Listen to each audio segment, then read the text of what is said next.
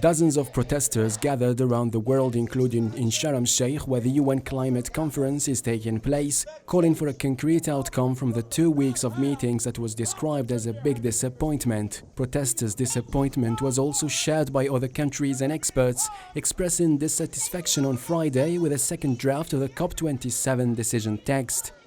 There is no emotion in negotiations, and emotions are frowned upon. But talking about our planet, talking about our people should involve emotions. This is the life of us now in the present and our children if there is a future. So I want them to consider that. I want them to acknowledge how serious the crisis is and actually act upon it.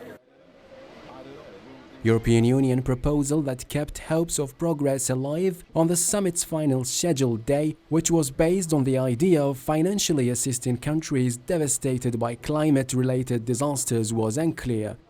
So I think there's still a lot of conversation actually where we end up with that text, and I think a lot is riding on it. And I think actually if I think about what are still the big issues that will decide the success of this COP, it's going to be the fossil fuel language, it's going to be the emphasis on adaptation, which we haven't yet seen in this text almost at all, except for kind of the thinking through the implementation bids and technology transfer and capacity.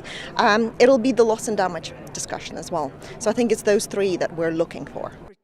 The draft text also repeated a pledge from last year's summit to phase down the use of coal-fueled power, but did not include the coal backed by India, Colombia, the EU and Britain to expand this to cover all fossil fuels. Some delegates expressed irritation over an alleged lack of focus in the proceedings, as well as inconsistent supply of refreshments and Wi-Fi connectivity. The 2 weeks of meetings that resulted so far with no beneficial effect to any side, neither nature nor human being, will come to an end on Saturday. With the adoption of a series of consensus decisions that will be comprehensive, ambitious and balanced.